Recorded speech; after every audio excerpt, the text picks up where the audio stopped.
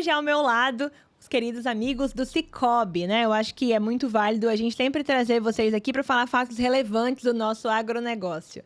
E para começar, a gente teve recentemente uma notícia do Plano Safra. E por isso aqui ao meu lado, Eduardo Tom, também para poder falar um pouquinho para a gente sobre essa questão do Plano Safra. E também Alexandre, para trazer esse panorama da visão institucional do Sicoob.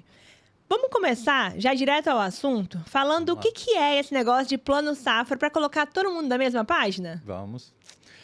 Bom, Stephanie, a gente pode resumir o Plano Safra como um conjunto de normas e regras do governo federal que direciona recursos, limites, né, para o crédito rural e direciona subsídios para a agricultura, né? Então, ele capta recursos das diversas fontes, né, através de exigibilidade, através de repasse, através de equalização do tesouro, através de regras, ele força com que as instituições financeiras direcionem uma certa quantidade de recursos para o crédito rural. Eu acho que quando a gente pensa sobre isso, né, Alexandre, vale a pena a gente trazer também a importância, né, o impacto econômico que a gente vê no Plano Safra ao longo dos anos, tanto no Espírito Santo quanto no Brasil, né? Sim, falando bem do Espírito Santo, o Plano Safra, ele impacta na redução do custo de produção, né, o custo financeiro dessa produção, onde o produtor consegue alavancar seus negócios com prazos compatíveis.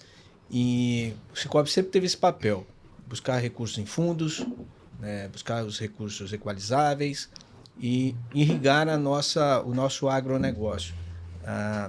Eu lembro que a gente, quando começou isso no Funcafé, em 2009, 2010, tivemos cidades, né, onde o Sicoob atuou muito forte e que mudou a realidade da cafeicultura daquela cidade. Então, a gente vê cidades hoje que se tornaram grandes produtores, maiores produtores, onde o Sicoob teve um papel importante de conseguir trazer recursos baratos em quantidade suficiente para aquela cidade. Então, assim, o nosso agro, né, o agro capixaba é um agro de excelência, um agro que muda a realidade do produtor no campo, está atraindo novamente os jovens para o campo, onde mais de 80% são pequenas propriedades. Então, para essas propriedades, é importante ter um crédito tempestivo na hora certa, na quantidade certa, né? Muito mais, né, do que apenas liberar crédito, é você gerar desenvolvimento econômico para aquela região. Eu acho que é isso que a gente vê, né, com o Plano Safra também. Sim, sim.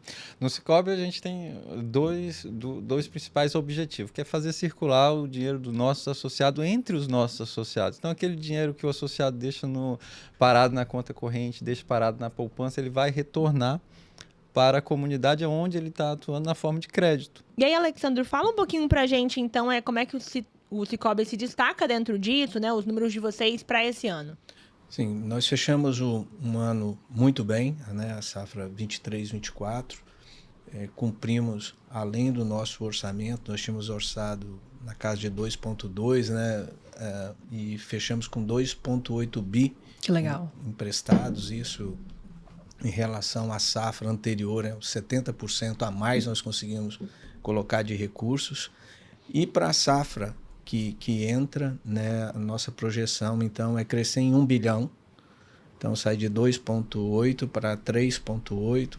Nós fizemos algo em torno, atendemos 13 mil produtores, 13 mil contratos, mais ou menos, 13.500, e para a nossa estimativa que dá uma cobertura para umas 20 mil pessoas, 20 mil contratos. Como é que o produtor consegue acessar isso? E vamos esmiuçar o Plano Safra para que eles possam entender de maneira mais clara. Legal. O crédito rural ele precisa ser oportuno, suficiente e adequado. Que é o quê? O produtor ele tem a possibilidade de explorar aquela propriedade, de plantar seu empreendimento, sua cultura ali. Ele vai ter que direcionar recursos para aquele projeto, vamos dizer assim, e o retorno do projeto vai pagar a operação de crédito. Até mesmo por isso a gente tem uma inadimplência muito baixa no crédito rural de maneira geral, justamente porque é viável economicamente, né? Ele está aplicando recurso ali na propriedade que vai gerar recurso na época adequada para pagar a parcela do crédito dele. Então, ele precisa de 3 anos de carência, ele vai ter 3 anos de carência. Ele precisa de 1 ano para pagar, ele vai ter 1 ano para pagar. Ele precisa de 6 meses para pagar, vai ter 6 meses para pagar. É sempre de acordo com a realidade do fluxo de caixa da propriedade dele. Para ele acessar, ele vai ter que ter a posse da propriedade, não precisa ser a propriedade, né? Ele não precisa ser o dono, ele pode ter um contrato de assentamento, um contrato de arrendamento, um contrato de aluguel. Então, ele tem que ter uma certa comprovação que ele pode explorar aquela propriedade. Ele precisa estar em dia com a situação tributária dele, que é o ITR, e assim, não temos problema com isso, porque o ITR é bem baratinho também. E em dia com a situação ambiental dele, né? Que é o CAR, Cadastro Ambiental Rural, as suas outorgas e licenças ambientais também. E aí, vamos então dar um exemplo aqui, né? Então, quer dizer que uma produtora lá de Laranja da Terra que quiser investir numa agroindústria, né? Na parte de investimento, ela pode procurar o Plano Safra? Pode, a gente tem tanto dentro da porteira e fora da porteira, né? Inclusive, Laranja da Terra, a gente tem lá o da Terra Produtos Agrícolas, que é associado nosso, né? A Dani e o Thiago.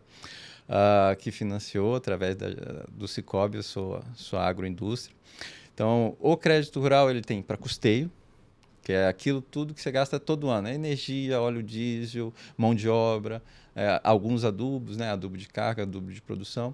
Tem recurso para investimento que você pode diluir ao longo de um certo tempo. Por exemplo, vai comprar um caminhão. Não é todo ano que você precisa comprar um caminhão e você vai durar muito tempo aquele caminhão ali. Então, você pode diluir ao longo do tempo. Recurso de comercialização, que é o quê? Esperar o melhor momento para comercializar a sua produção, né?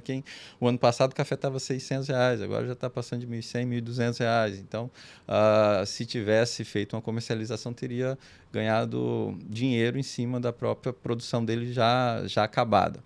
E industrialização, que é justamente agregar valor ao produto. É uma torrefação de café, um queijo, um requeijão, um doce de banana, alguma industrialização que ele faça no produto dele, a gente também consegue financiar esse tipo de agregação de valor no produto. A gente entende que deve ser vista uma propriedade como uma empresa, né? Se possível, segregar o gasto familiar do gasto da propriedade, ter esse controle separado, trabalhar a sucessão. Esse tem sido um problema em algumas famílias realmente, né, que têm bons empreendimentos no interior, encontrar um sucessor da família que queira dar continuidade.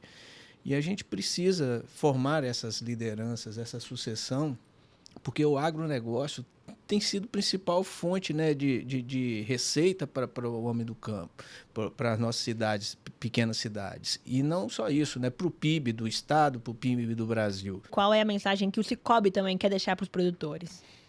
Bom, o Cicobi já se posiciona, né, como importante ator do agronegócio e não vai ser diferente nessa safra. Então, que estejam animados, porque nós estamos, o momento é propício, como você disse, é um momento de não só expandir culturas, mas de modernizar a sua produção, investir no seu negócio, também melhorar a qualidade de vida, né, no campo, porque é muito importante para animar seus filhos, para animar sua família. E o nosso principal recado aqui é um excelente ano, tem recurso disponível e façam investimentos, porque a gente precisa continuar contando boas histórias do agro. Muito obrigada, pessoal. Obrigado. Obrigado a você.